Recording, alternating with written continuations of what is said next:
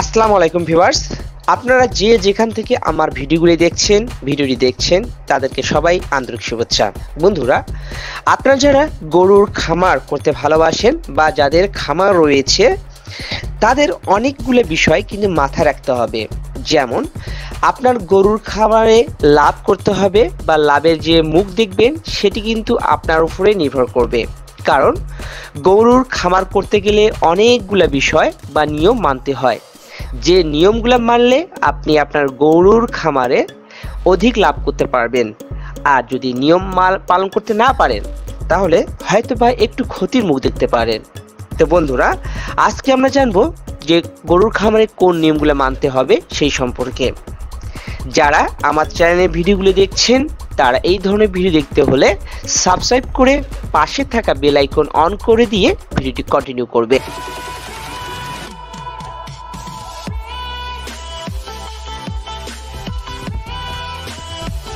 গরুর খামারে লাভবান হওয়ার জন্য যেসব আমাদের করতে হবে, যে নিয়মগুলো মানতে হবে, গরুর খামারে লাভবান হতে চাইলে গরুর খামার পরিচালনায় বেশ কিছু নিয়ম মানতে হয়।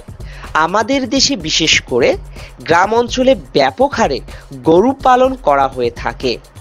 লাভের আশায় অনেকেই গরুর খামার গড়ে তুলেছেন।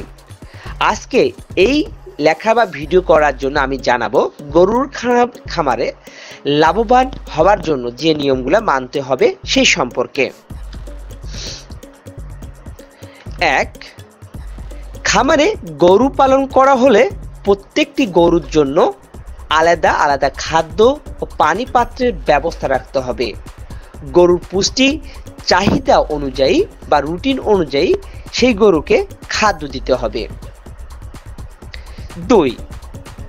গরুর খাদ্য ও পানির পাত্র সবসময় জীবাণুমুক্ত রাখতে হবে।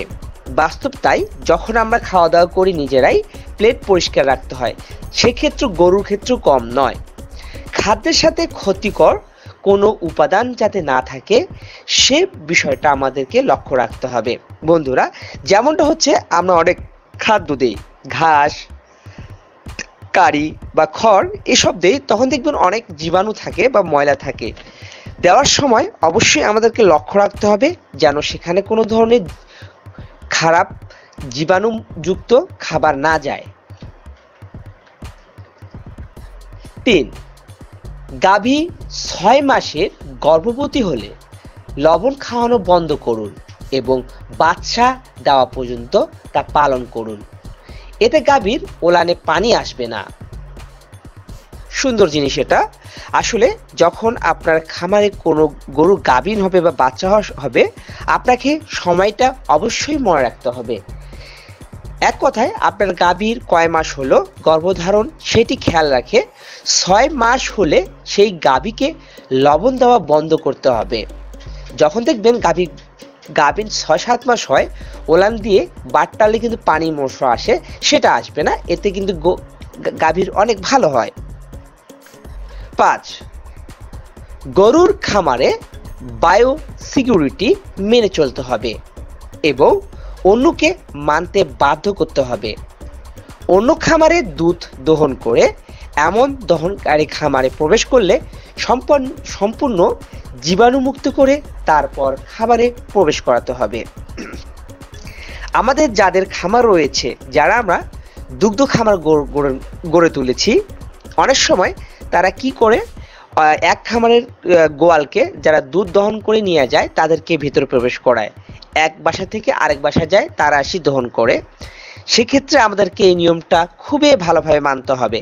কারণ বন্ধুরা, ওই লোকটি যখন জীবাণুযুক্ত গরুকে কাছ থেকে আসবে, সেটা কিন্তু ভাইরাসটা কিন্তু আপনার গরুকেও লাগতে পারে। সেক্ষেত্রে যে মানুষটা আপনার গোয়ালঘরে ঢুকবে তাকে কিন্তু জীবাণুমুক্ত রাখতে হবে এবং খামারে প্রবেশ করার সময় অবশ্যই তাকে পরিষ্কার পরিচ্ছন্ন হয়ে যেতে হবে।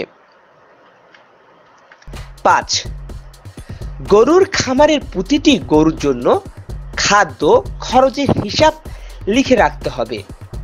খাদ্য খরচ যাতে অতিরিক্ত না হয় সেদিকে খেয়াল রাখতে হবে। বন্ধুরা, প্রতি মাসে কিন্তু গরুর জন্য একটা বাজেট থাকে যে মাসে আমার এত টাকা খরচ হচ্ছে। আমাদেরকে সেই খরচের হিসাবটা রাখতে হবে।